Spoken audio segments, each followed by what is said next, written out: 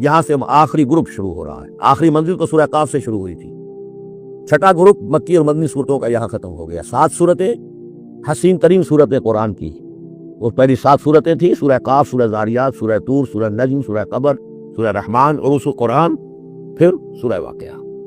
پھر یہ 10 صورتیں آ گئیں: سورہ حدید، سورہ مجادلہ، سورہ حشر، سورہ ممتحنہ، سورہ سب، سورہ جمعہ، سورہ منافقون، سورہ تغابن، سورہ طلاق، سورہ تحریم. اب پھر یہ مکی قرآن مجید یہ آخری گروپ ہے.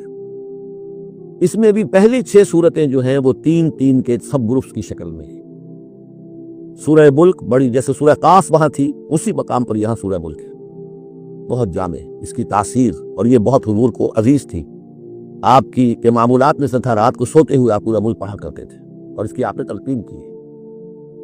بسم اللہ الرحمن الرحیم. تبارک الذی بیدہ الملک وہو علی کل شیء قدیر. بڑی بابرکت ہے وہ ہستی جس کے ہاتھ میں ہے بادشاہی، راج اس کا ہے. یہ ہے دین کا سیاسی پہلو. پوری کائنات پر اس کا راج چل رہا ہے. دنیا میں بغاوت ہے. کیوں ہے؟ وہ اپنے ایمان کے دعوے داروں کا امتحان لینا چاہتا ہے بس.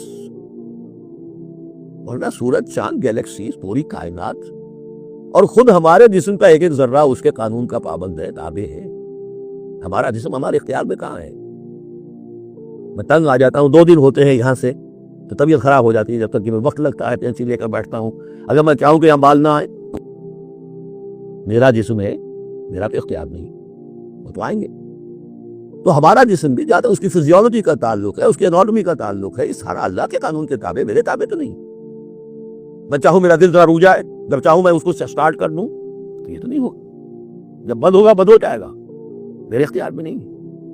لیکن یہ کہ جو ہماری اختیاری زندگی ہے اس میں ہم نے طے کر لیا ہے کہ اللہ کی نہیں مانیں گے، اپنی مانیں گے، اپنی مانیں گے، اپنی بیویوں کی مانیں گے، اور جو بھی نظام ہے اس کے ساتھ وفاداری کریں گے، چاکری کریں گے، ان کی ملازمت کریں گے. ان کے رتھوں کے اندر ہم بیل بن کر جتیں گے تاکہ ہمیں عیش ملے، دنیا کے اندر ہمارے لیے مقامات ہوں، ہماری عیش. بس اللہ علیہ خیر صلی اللہ. تو یہ ہے اصل میں امتحان. ورنہ بادشاہی یہاں اب بھی اسی کی ہے. یہ صرف ہلدی کی گانٹھ ہے جسے لے کر ہم انصاری بن کر بیٹھ گئے. میری مرضی، میرا خیال، میرا نظریہ یہ ہے. اور ہمارے نزدیک جو ہے طریقتکم المثلی، ہمارے جو کلچر ہے، مثالی نظام جو ہم نے بنایا ہے، ہمیں اس کی حفاظت کرنی ہے. تبارک الذی بیدہ الملک وہو علی کل شیء قدیر. وہ ہر چیز پر قادر ہے. الذی خلق الموت والحیات لیبلوکم ایکم احسن عملا. اب دیکھیے ہم نے حیات انسانی کا جو اب تک سمجھا ہے، جس کو کہ عمر نے، جو کہ بہت بڑا شاعر ہے، اس نے اپنی بیوی سے خطاب کر کے کہا ہے حیات ثم موت ثم بعث حدیث و خرافات یوم عمری. یہ کیا ہے زندگی پھر موت پھر زندگی؟ یہ کیا یہ سب حدیث و خرافات معاذ اللہ. ہم نے بھی دیکھا پہلے کنتم امواتا فاحیاکم ثم یمیتکم ثم یحییکم ثم الیہ ترجعون. یہ وقفے کیوں ڈالے گئے؟ یہ موت کا وقفہ کیوں ڈال کر زندگی کا ایک حصہ نکال دیا علیحدہ؟ 30 40 50 60 سال یہ دنیا کی زندگی، پھر موت کا وقفہ. توتک زندگی کا وقفہ ہے، یعنی آگے بڑھیں گے دم لے کر. کیوں؟ اس کی حکمت بتائی جو ہم پڑھائیں سورہ واقعہ میں. قدرنا بینکم الموت، تمہاری ہی زندگی کا تسلسل ہے جس میں ہم نے ایک وقفہ موت کا ڈال دیا ہے. حیات لیبلوکم ایکم احسن عملا. یہ جو چنک علیحدہ کیا ہے یہ اس لیے کہ تمہاری آزمائش ہو، امتحان ہو، تمہیں جانچا جائے. وہ 3 گھنٹے کا امتحان ہوتا تھا جو دیتے تھے تم کبھی اسکولوں میں. اب یہ 30 برس کا سمجھ. اور واقعی 30 برس ہی ہوتے ہیں آدمی کے پاس. پہلی زندگی کے 20-25 برس ویسے گزر گئے، شعوری ابھی نہیں ہے. اور پھر ایک خاص عمر کے بعد جو ہے آزاد ڈھیلے پڑ گئے. اور پھر یہ کہ لکیلا یعلم من بعد علم شیئا. 30 نہیں ہوں گے 40 مل جائیں گے آدمی کو. کام تو یہی ہوتا اس کی زندگی کا. اس لیے ہے لیبلوکم ایکم احسن عملا، تاکہ تمہیں جانچے پرکھے، دیکھے تم میں سے کون ہے اچھے عمل کرنے والا. اب دیکھیے علامہ اقبال کی جو نظم ہے زندگی کے موضوع پر، واقعہ یہ ہے کہ بہت چوٹی کی چیز ہے، بہت عمدہ چیز. تو اسے پیمانہ امروز فردا سے نہ ناپ، جاویداں پہم دواں ہر دم جواں ہے زندگی. قلزم ہستی سے تو ابھرا ہے مانند حباب. جیسے سمندر میں ایک بلبلا سا ہوتا ہے، کتنی زندگی ہوتی ہے بلبلے کی. قلزم ہستی سے تو ابھرا ہے مانند حباب، اس نیا خانے میں تیرا امتحان ہے زندگی. خلق الموت والحیات لیبلوکم ایکم احسن عملا. ہے کبھی جاں اور کبھی تسلیم جاں ہے زندگی. کبھی زندگی جان سے مترادف ہے، عبارت ہے، کبھی جان دینا اصل زندگی ہے. وَلَا تَقُولُوا لِمَنْ يُقْتَلُ فِي سَبِيلِ اللَّهِ أَمْوَاتٌ بَلْ أَحْيَاءٌ وَلَٰكِنْ لَا تَشْعُرُونَ. ہے کبھی جاں اور کبھی تسلیم جاں ہے زندگی. اصل زندگی جو ہے وہ جان دے دینے سے حاصل ہوگی.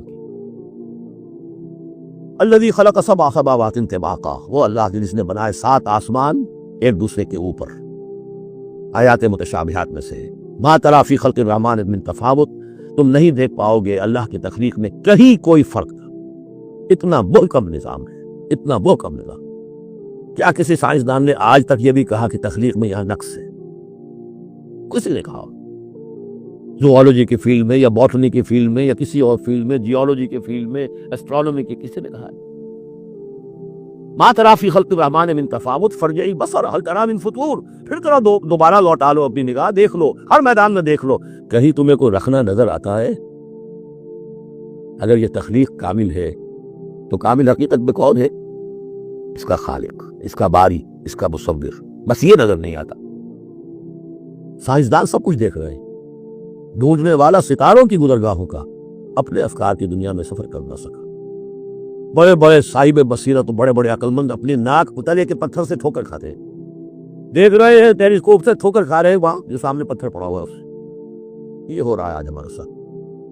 سپر جیل کا بصرہ کر رہے ہیں. پھر لوٹاؤ ذرا اپنی نگاہ کو 2 مرتبہ اور. ینقلب الیک البصر خاسئا وہو حسیر.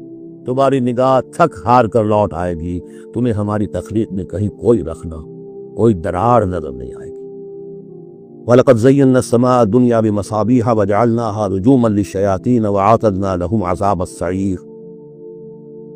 اور ہم نے سب سے قریبی آسمان کو سجا دیا ہے چراغوں سے، یعنی زمین سے جو قریب ترین آسمان ہے، پہلا آسمان.